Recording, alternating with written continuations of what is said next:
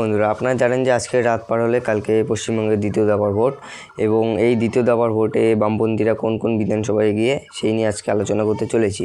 তো 1 নম্বরে আসছে যাদবপুর থেকে দাঁড়িয়েছেন বামপন্থীদের হয়ে বিকাশ রঞ্জন ভট্টাচার্য। এখানে কিন্তু বামপন্থীরা একটি ভালো ফল করতে পারে। 2 নম্বরে আসছে রায়দিঘি, এখানেও বামপন্থীরা একটি ভালো ফল করতে পারে। 3 নম্বরে আসছে ক্যানিং পূর্বতে দাঁড়িয়েছেন আরবুল ইসলাম, এবং 4 নম্বরে আসছে ক্যানিং পশ্চিম। 5 নম্বরে আসছে ভাঙ্গর থেকে দাঁড়িয়েছে নওশাদ সিদ্দিকী। এরপরে আসছে দমদম উত্তরে দাঁড়িয়েছেন দীপশিতা ধর। এরপর আসছে রাজারহাট নিউটন, এখান থেকে দাঁড়িয়েছেন সপ্তর্ষি দেব। এবং 8 নম্বরে আসছে পানিহাটি থেকে দাঁড়িয়েছেন কলতান দাশগুপ্ত, এখান থেকে একটি ভালো ফল হতে পারে।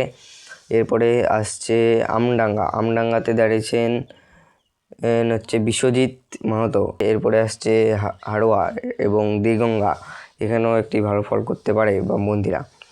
তো এইসব জায়গায় বামপন্থীরা এবার একটি ভালো ফল করবে বলে মনে হচ্ছে। তো আপনাদের কি মনে হয় কমেন্ট করে বলবেন, এবং ভিডিওটি ভালো লাগলে শেয়ার করে দেবেন সকলের মাঝে।